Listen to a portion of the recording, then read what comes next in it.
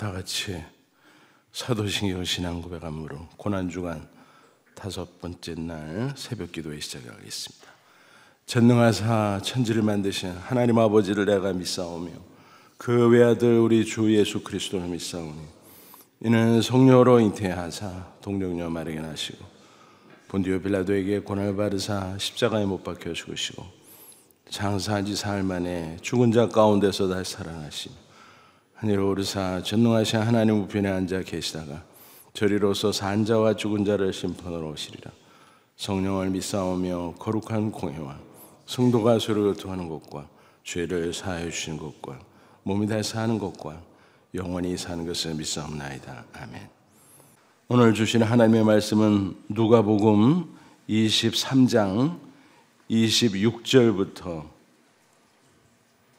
43절까지입니다. 신약성경 138면 누가복음 23장 26절부터 43절까지 말씀, 제가 한 절, 여러분 한 절 차례로 교독하겠습니다. 그들이 예수를 끌고 갈 때에 시몬이라는 구레네 사람이 시골에서 오는 것을 붙들어 그에게 십자가를 지워 예수를 따르게 하더라. 또 백성과 민들을 위하여 가슴을 치며 슬피 우는 여자의 큰 무리가 따라오는지라. 예수께서 돌이켜 그들을 향하여 이르시되 예루살렘의 딸들아 나를 위하여 울지 말고 너희와 너희 자녀를 위하여 울라.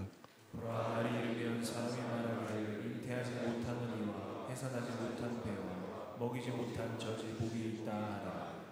그때 사람이 산들에 대하여 우리 위에 무너지라 하며 작은 산들을 대하여 우리를 덮으라 하리라. 푸른 나무에도 이같이 하거든 마른 나무에는 어떻게 되리오 하시니라. 또 다른 두 행악자도 사형을 받게 되어 예수와 함께 끌려가니라. 해골이라 하는 곳에 이르러 거기서 예수를 십자가에 못 박고 두 행악자를 그렇게 하니 나는 우편에 나는 좌편에 있더라. 이에 예수께서 이르시되 아버지 저들을 사하여 주옵소서 자기들이 하는 것을 알지 못함이니이다 하시더라. 그들이 그의 옷을 나누어 제비 뽑을세. 백성은 서서 구경하는데 관리들은 비웃어 이르되 저가 나를 구원하였으되 만일 하나님이 택하신 자 그리스도이면 자신도 구원할지어다. 군인들도 희롱하면서 나와 신 포도주를 주며 이르되 내가 만일 유대인의 왕이면 내가 너를 구원하라 하라. 그의 위에 이는 유대인의 왕이라 쓴 패가 있더라. 달리 행악자 중 하나는 비방하여 이르되 내가 그리스도가 아니라 너와 우리를 구원하라 하더라. 하나는 그 사람을 꾸짖어 이르되 내가 동일한 정죄를 받고서도 하나님을 두려워하지 아니하느냐. 우리는 우리가 행할 일에 상당한 도움을 받는 것이니 이에 당연하거니와 이 사람이 한 것은 옳지 않은 것이 없느니라. 이르되 예수여 당신의 나라에 임하실 때 나를 기억하소서 하니 예수께서 이르시되 내가 진실로 내게 이르노니 오늘 내가 나와 함께 낙원에 있으리라 하시니라. 아멘. 예수님께서 십자가에 죽으신 성금요일입니다. 예수님께서 빌라도 법정에서 불법적으로 정죄 당하신 이후에 이제 마침내 십자가에 처형 당하기 위해 이제 이동을 하게 됐습니다. 빌라도 법정으로부터 골고다 언덕까지는 약 1km 남짓되는 거리입니다.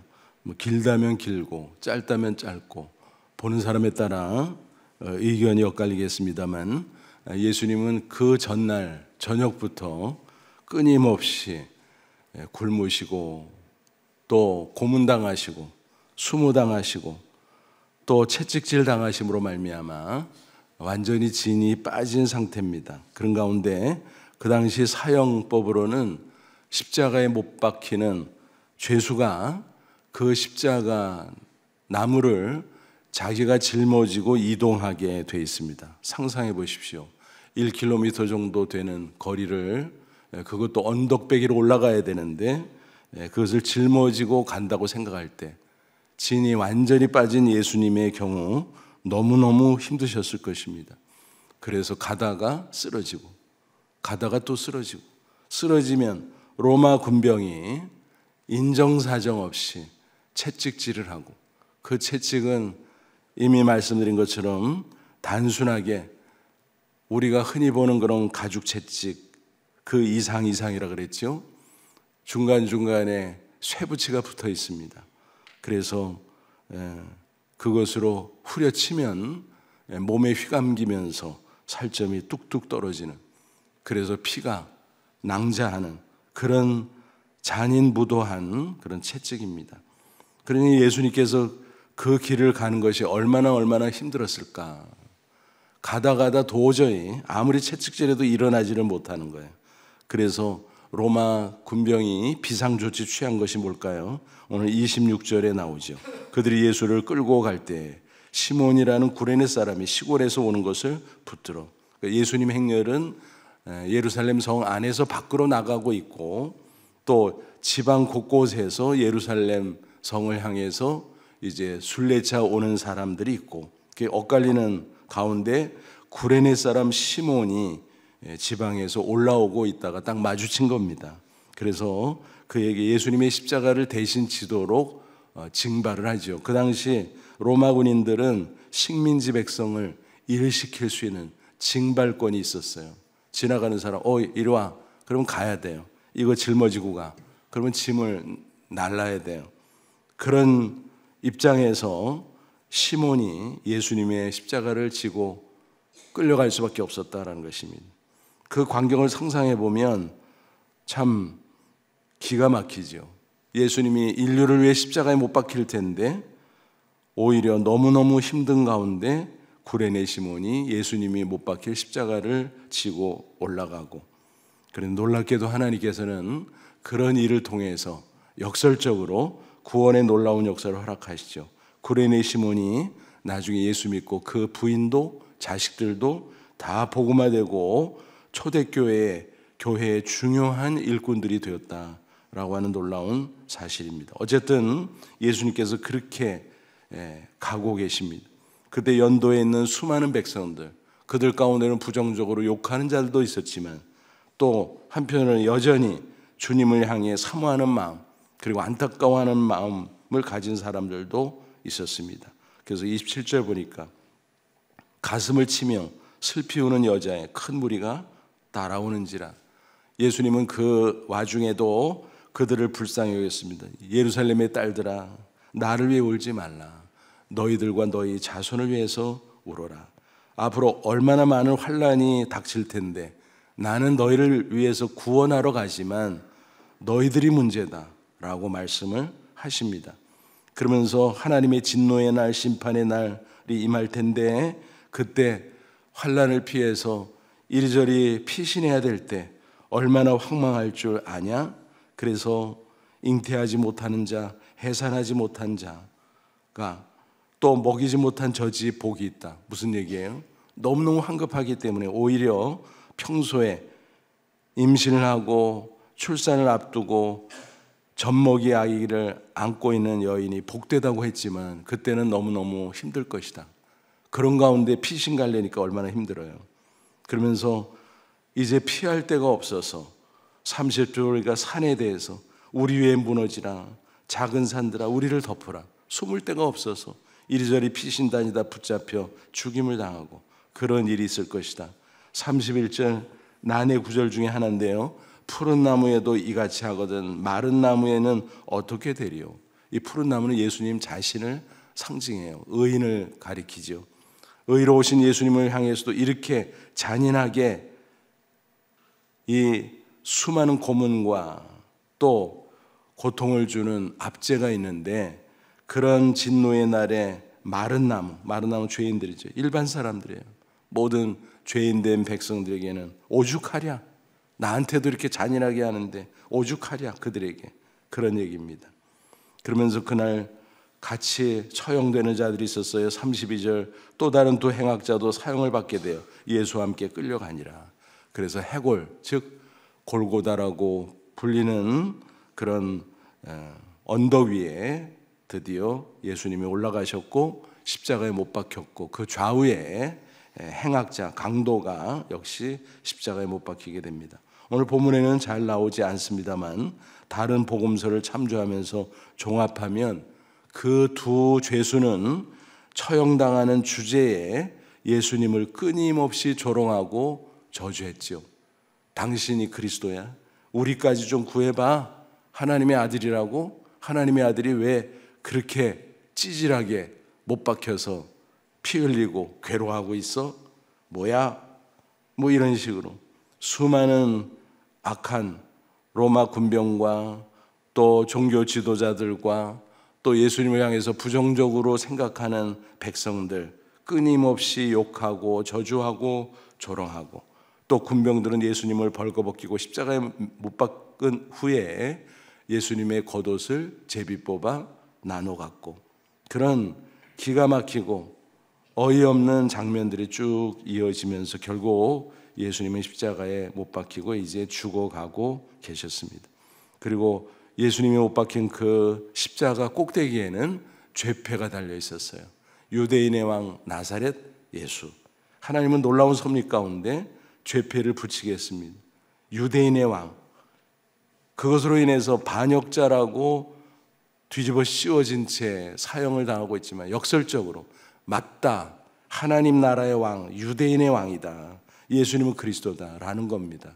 그것을 너무나 잘 알았던 종교 지도자들이 사실은 예수님을 반역자로 몰아서 사형당하게 해놓고 빌라도에게 항의하지요. 유대인의 왕 아니요, 자칭이라는 말을 앞에다 쓰시오. 그걸 덧붙여야 맞소. 근데 빌라도로서는 어때요? 반역자라 십자가에 못 박는 것이 자칭 유대인의 왕이라 그러면은 그거는 사기꾼 내지 미치광이지 그리스도일 수가 없는 거죠. 그죠? 또 유대인의 왕일 수가 없는 거죠. 그래서 빌라도는 일 없어, 내가 쓸 거 썼어. 그렇게 떠들고 십자가에 못 박아 달라 그러더니 뭐 어쩌고 저쩌고 죄패가 잘못됐다고. 뭐가 잘못됐어? 유대인의 왕 맞지? 그렇게 하나님은 놀라운 섭리 가운데 유대인의 왕 나사렛 예수라는 죄패를 거기에 붙이게 했습니다. 그런데 그것은 역설적으로 복음의 간판이 됐어요. 나지막한 언덕이기 때문에 지나가는 사람들이 다 봅니다. 저게 뭐야, 오늘 죄수들이 3명이나 처형당하네. 근데 가운데는 좀 이상해. 꼭대기에 죄패가 붙어 있어. 글씨 좀 잘 보자. 나사렛 예수 유대인의 왕, 저게 무슨 소리지? 어떤 사람들은 맞아, 저 예수가 다니면서 말씀을 전했대, 이적을 행했대, 저분이 메시아라나 그리스도라나, 그러면서 유대인의 왕이라는 그 복음의 간판을 보고 깨닫고 나중에 예수님을 믿게 되는 사람들도 많이 있었다라고 하는 것입니다. 하나님은 이렇게 놀랍습니다. 겉으로 보면 예수님께서 핍박받고 끌려다니고 못 박히고 죽어가고 있지만 하나님은 예수님을 통해서 놀라운 인류의 구속사를 이루어가고 계셨다라고 하는 사실입니다. 그런 가운데 39절 이하에 보니까 두 사람의 행악자 강도들이 처음에는 예수님을 향해서 욕하고 저주하고 그러다가 한 사람이 심경의 변화가 있었죠. 뭐라고요? 야, 내가 보니까 이분이 잘못된 게 아니네. 우리는 죄수지만 이분은 죄가 없어. 주변에서 떠드는 사람들이 조롱하고 욕하지만 역설적으로 맞네, 맞아, 이분이 하나님의 아들이야, 이분이 그리스도 맞아 라고 확신하게 됩니다. 그 결정적인 이유가 바로 뭡니까? 그 앞에 보면 예수님께서 조롱당하고 핍박을 당하면서도 한마디 안 하고 침묵을 지키셨어요. 그런데 침묵을 깨고 말씀하기 시작했죠. 그래서 십자가에 운명하시기까지 7마디 말씀을 하셨잖아요. 그래서 그걸 우리가 가상 7언 그렇게 말합니다. 그 중에서 침묵을 깨고 처음으로 하셨던 말씀이 바로 34절에 있잖아요. 그것은 정확하게 말하면 기도였습니다. 하나님께 올리는 기도. 34절 보시면 예수께서 이럴 때 아버지 저들을 사하여 주옵소서. 자기들이 하는 것을 알지 못함이니이다. 저들은 누굴까요? 원수들. 가깝게는 로마 군병들, 종교 지도자들, 또 예수님을 욕하는 백성들, 또 좌우에 있는 그 강도들, 더 나아가서는 모든 사람들, 모든 죄인들을 다 가리킵니다. 아버지, 저들이 몰라서 저렇습니다. 몰라보고 나를 욕하고 저주하고 침뱉고 그렇습니다. 용서해 주십시오. 저들을 구원해 주십시오. 그러면서 예수님은 어쩌면 이렇게 말씀하셨을지도 몰라요. 성경에 기록이 정확하게 분명하게 나와 있지 않지만 뭘까요? 아버지와 내가 십자가에 지금 참고 죽어가는 것은, 피 흘리고 있는 것은 바로 이 죄인들을 대속하기 위함 아닙니까? 그러니 나를 봐서, 나의 대속의 이 일을 봐서 그 죄인들을 용서해 주십시오. 이런 기도를 드리는 거예요. 그 모습을 바로 옆에서 지켜보던 그 한 강도는 기가 막힌 거예요. 야, 우리는 발악을 하고 저주를 하고 난리인데 죽어간다고, 저분은 이 고통 가운데 침묵하다가 입을 열어서 하신다는 말씀이 하나님께 기도하는 건데, 자기를 괴롭히고 저주하는 원수들을 위해서 용서하는 기도를 한단 말이야? 하나님 앞에 용서해달라고 기도한단 말이야? 그럼 저분은 뭐야? 사람들이 욕하는, 조롱하는 말이 역설적으로 진짜네, 진짜. 진짜 하나님의 아들, 진짜 그리스도, 진짜 메시아네. 그럼 어떻게 되는 거지? 저분은 천국에 들어가는 거잖아. 그러면 나는 어떻게 해야 되지? 이 기회를 놓치지 말고 부탁해야지. 그래서 42절, 예수여 당신의 나라에 임하실 때 나를 기억하소서. 그는 회개하고 오히려 반대편에 있는 강도를 책망하면서 너나 나나 죄 짓고 죽어가는데 왜 떠드냐? 입 닥쳐라. 이분은 하나님의 아들, 의로우신 분이다. 예수여 당신의 나라 천국에 임할 때 나를 기억하소서. 그때 예수님께서 두 번째 말씀으로 확증해 주셨어요. 43절, 내가 진실로 진실로 내게 이르노니 오늘 내가 나와 함께 낙원에 천국에 있으리라. 그래, 내가 용서한다. 내가 너를 위해서 십자가에 못 박혀 죽고 있다. 그러므로 내가 천국에 들어갈 때 너도 데려가마 라고 말씀하셨습니다. 성경 기록상 육성으로 아슬아슬한 순간에 직접 구원의 그 확증을 받은 사람이 바로 이 강도였다라고 하는 역설적인 사실. 그걸 통해서 뭐를 알려줍니까? 예수님의 그 용서를 위한 기도가 누구를 위한 기도였어요? 모든 죄인들을 위한 기도였을 뿐만이 아니라 특별히 바로 옆에 있었던 그 강도를 위한 기도이기도 했다라는 것입니다. 그 기도 때문에 그 강도는 회개할 수 있었고, 그 기도 때문에 그 강도는 회개하고 예수님을 믿을 수 있었다라고 하는 사실입니다.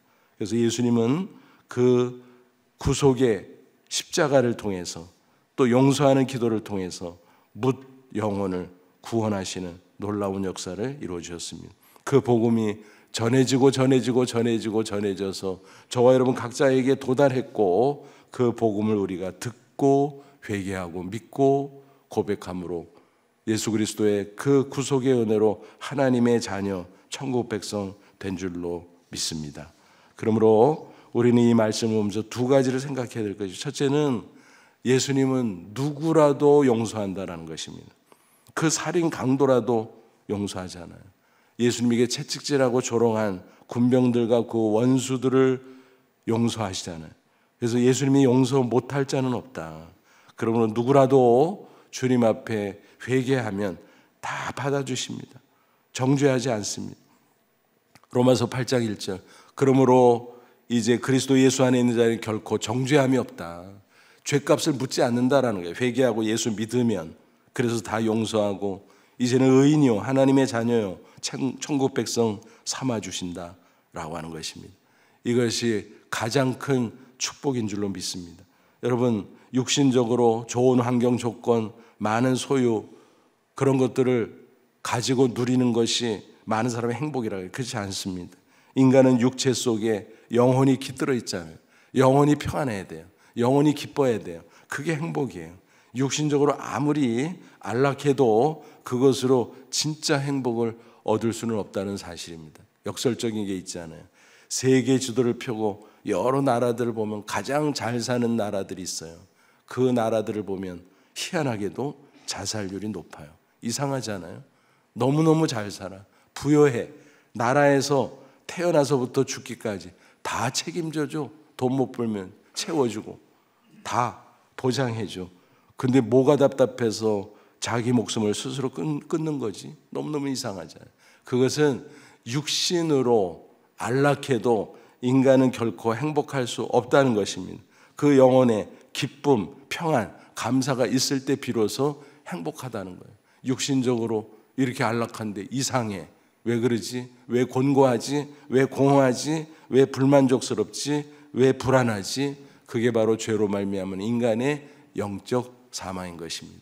그러다가 육적으로 사망하고 그러다가 영원한 사망에 떨어지는 것이 인간의 불쌍한 운명인 것입니다. 그래서 인간은 자기도 모르게 죄 사함받고 하나님의 자녀가 되기 전까지는 죄에 의해서 짓눌려 사는 것입니다. 그 영혼이 자기도 몰라요. 잘 내가 왜 이러는지. 차라리 육신의 소유가 부족하고 불편할 때는 육신적인 것을 채우느라고 영적인 것을 잘 몰라. 그리고 영적인 게 심각한 것을 느끼지도 못해. 그래서 어쩌면 육신적으로 가난하고 힘들고 그럴 때는 거꾸로 더 열렬하게 또 몸부림치며 살라고 애를 쓰는지도 몰라요.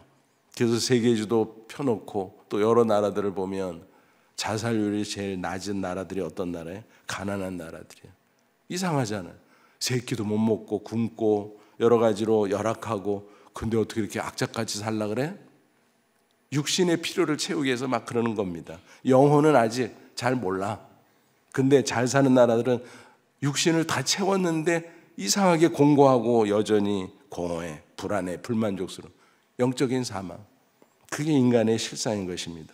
그러므로 죄사함 받는 것만이 가장 큰 축복인 줄로 믿습니다. 죄사함에 확신이 없으면 사람의 영혼은 절대로 평안과 기쁨을 누릴 수 없어요.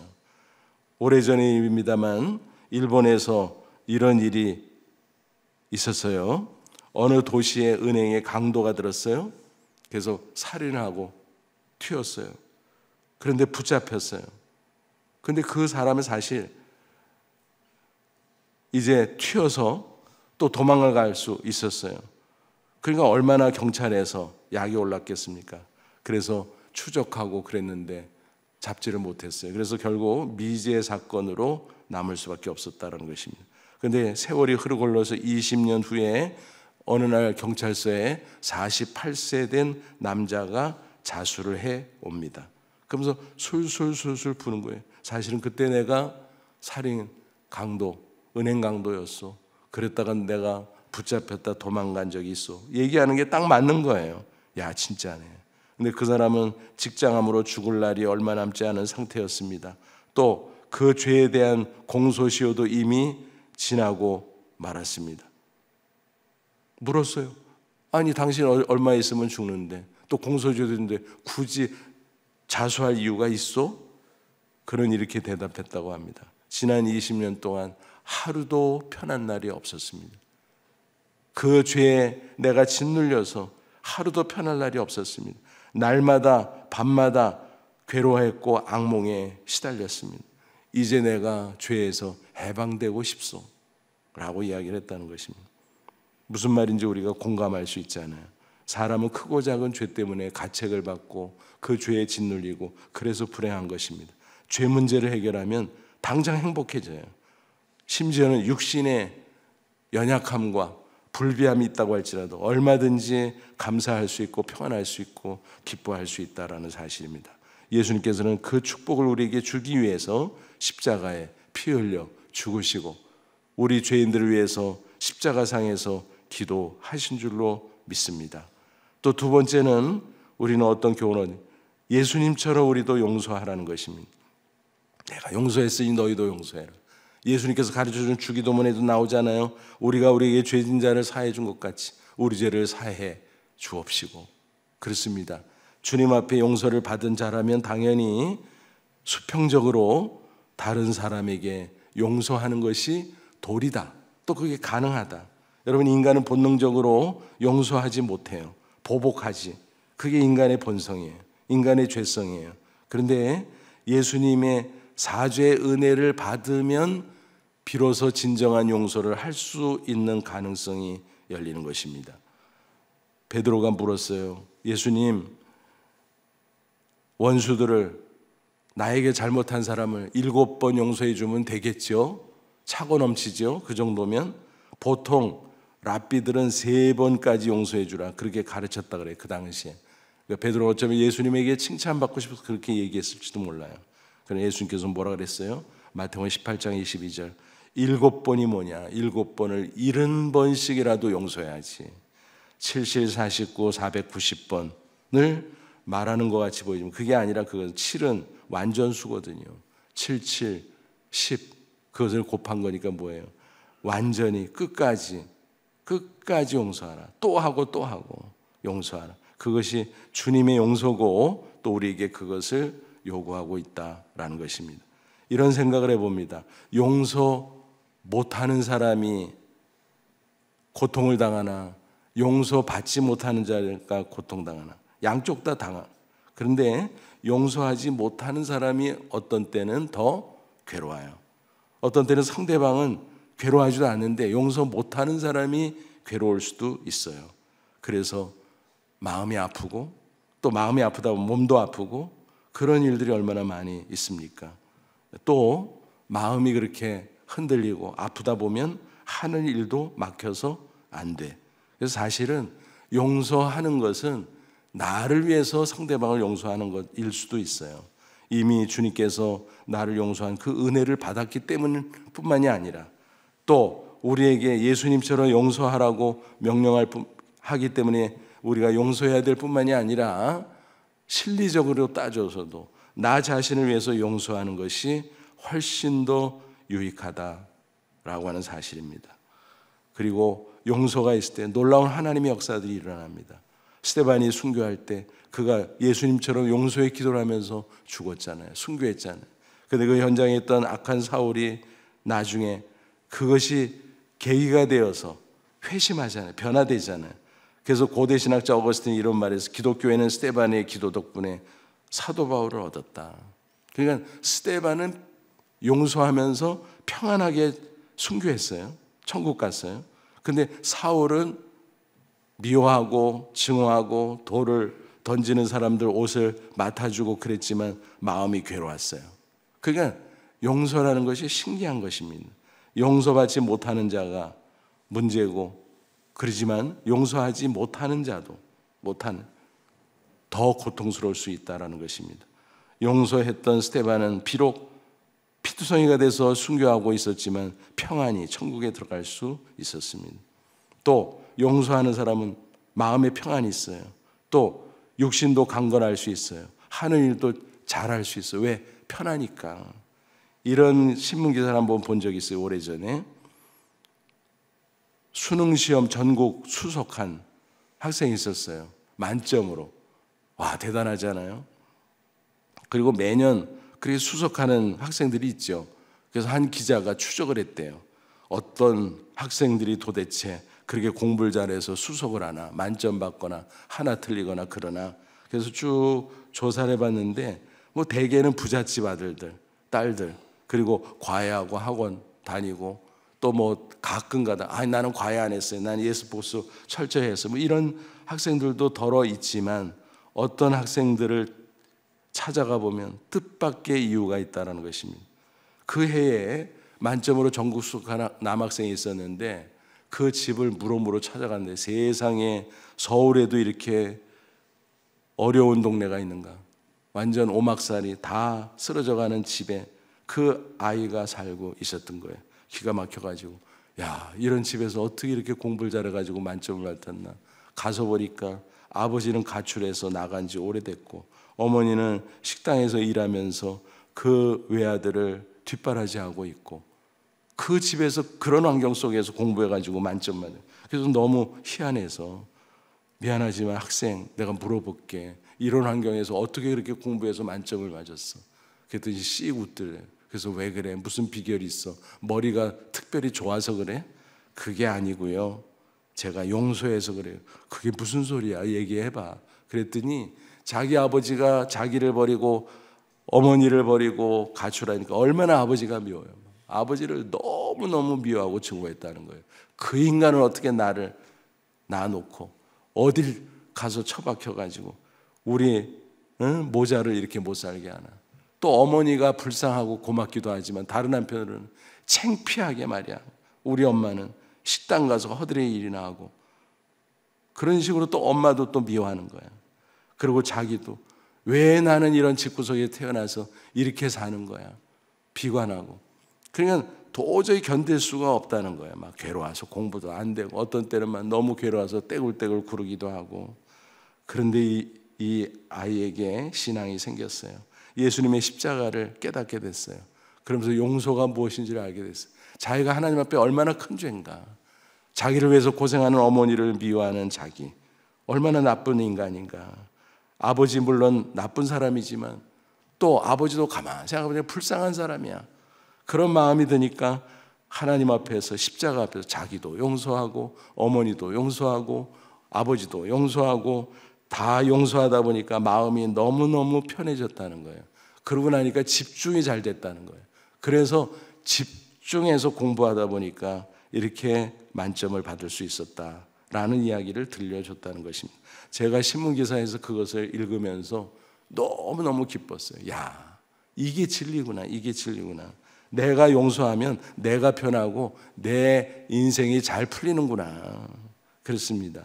그래서 용서의 위대함, 그것이 바로 십자가의 위대함인 줄로 믿습니다. 아무쪼록 가상칠언 가운데 첫 번째 말씀, 아버지여 저들을 용서해 주옵소서. 저들이 알지 못해서 그렇습니다.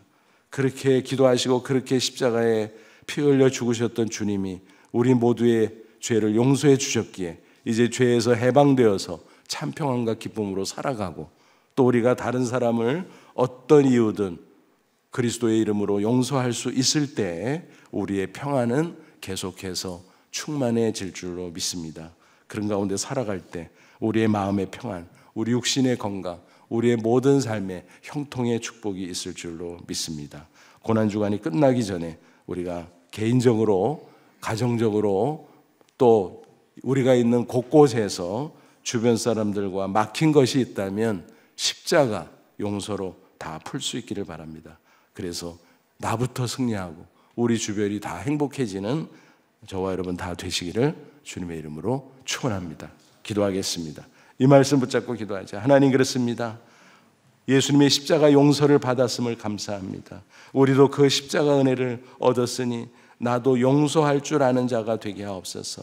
주님 가르쳐준 기도대로 나에게 잘못한 사람을 용서해주고 주님 앞에 용서를 빌고 주님 앞에 살아가는 저희들이 되기를 원합니다. 우리 다 같이 간절한 마음으로 잠시 기도하시겠습니다. 자비로우신 주 하나님 아버지의 은혜와 진심으로 감사함. 이 시간 주의 말씀으로 우리를 새롭게 하심을 감사함. 영광 바르시고 주 안에서 그 힘의 능력으로 승리할 수 있도록 도와주옵소서. 나 같은 죄인 위에 십자가에 피 흘려 죽으시고 내 모든 죄를 담당해 주신 주님 감사합니다. 하나님 앞에 원수되었던 나를 위해서 기도해 주신 주님 감사합니다. 그 십자가 은혜로 구원받게 하시고 그 십자가 은혜로 죄사함 받고 참 평화와 자유를 얻게 해주신 것을 감사합니다. 이제 그 은혜를 받았으니 나도 내 주변에 많은 사람들, 미워할 수밖에 없는 사람들, 막힌 사람들, 대립하는 사람들, 그들을 용서하기를 원합니다. 십자가 보혈로 용서하기를 원합니다. 그래서 나부터 평안해지고 나부터 자유해지고 나부터 승리하고, 그래서 나도 그들도 다 구원받고 용서받고 하나님의 은혜 가운데 승리하는 삶을 살아갈 수 있도록 역사해 주시옵소서. 하나님 감사합니다. 오늘도 말씀을 통해서 우리를 권고하시니 감사합니다. 예수님 십자가에 죽으신 성금요일 용서의 기도를 하시고 십자가에 죽으신 예수님을 기억합니다. 그 기도로, 그 십자가 대속으로 내가 구원받고 나의 모든 죄를 사함받았으니 감사합니다.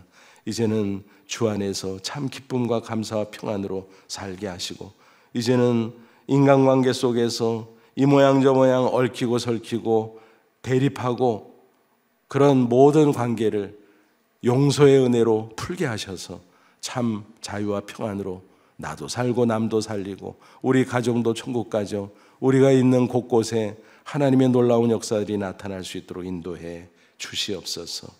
모든 것 감사하며 예수님의 이름으로 기도하옵나이다. 아멘. 하늘에 계신 우리 아버지여, 이름이 거룩히 여김을 받으시오며 나라의 임하옵시며 뜻이 하늘에서 이룬 것 같이 땅에서도 이루어지이다. 오늘 우리에게 일용할 양식을 주옵시고 우리가 우리에게 죄진 자를 사해 준 것 같이 우리 죄를 사해 주옵시고 우리를 시험에 들게 하지 마옵시고 다만 악에서 구하옵소서. 되게 나라와 권세와 영광이 아버지께 영원히 있사옵나이다. 아멘.